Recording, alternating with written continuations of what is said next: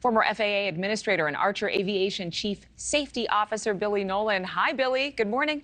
Good morning, Adrienne. How are you doing this morning? I'm doing good. First, I want you to put this in context for me, because I feel like Americans have had to get used to delays and cancellations. It seems like it's just normal operating procedure at this point, packed planes.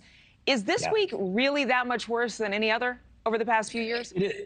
Yeah, by the TSA's own statistics, right? They're expecting today to be one of the busiest days they've had since the pandemic. So they're expecting 2.82 million passengers to fly. And you look at the AAA numbers, and they're expecting 51 million people to be on the nation's highways. So clearly, we are seeing numbers that we haven't seen since before the pandemic.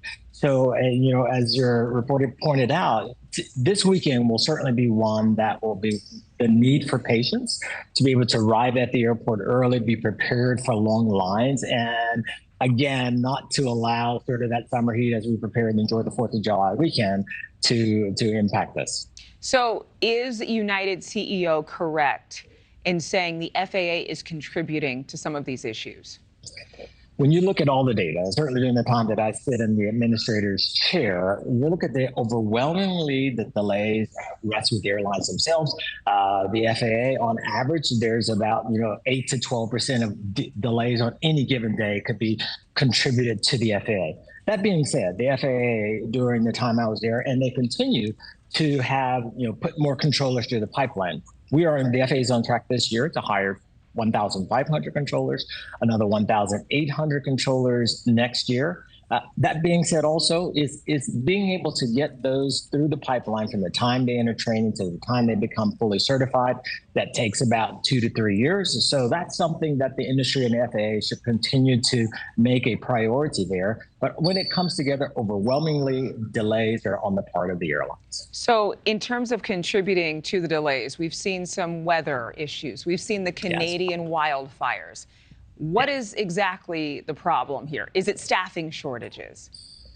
Overarching, when you get into this weather, as a long time, 4 decades of being a pilot, 27 years as a commercial airline pilot, overwhelmingly, when you get weather, smoke, with reduced visibility, that means you're doing what may be called an instrument approach procedure, where you're not visually seeing the runway outside, and thus you might need additional spacing. What that does is reduces the amount of volume going into any particular airport. Pilots are used to this. They're trained for this, as well as controllers. So that's a part of it.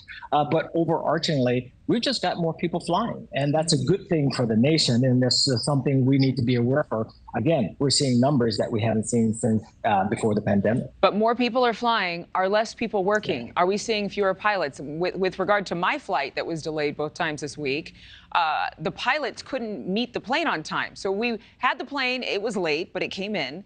We had the crew, the flight attendants were late, but they came in. And then we still had to wait because the pilots were on their way back and their planes hadn't arrived. So are we concerned? Should we be concerned as Americans that while we're all traveling, woohoo, great for stimulating the economy, the airline industry isn't quite ready to handle all of us? Well, what you see is that the airlines have put a lot of work into this. You see some of the early reporting, right? So we think that they're back. But when you're right at up to maximum capacity, as could be on any particular day, today will be a very, very busy day.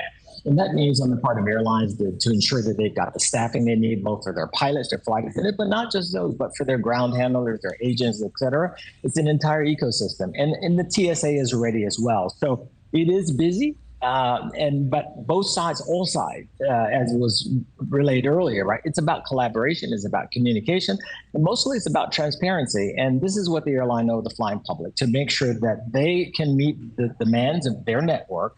And when they can, that they make sure that the public is aware of that. Yeah, and don't oversell tickets and then say to us, we'll offer you $500 if you'll take another flight. Clearly, you oversold.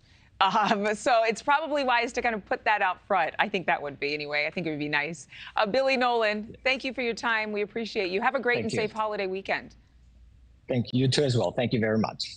Thank you for watching. Go to newsnationnow.com to find NewsNation on your television provider. And don't forget to click the red subscribe button below to get more of NewsNation's fact-driven, unbiased coverage.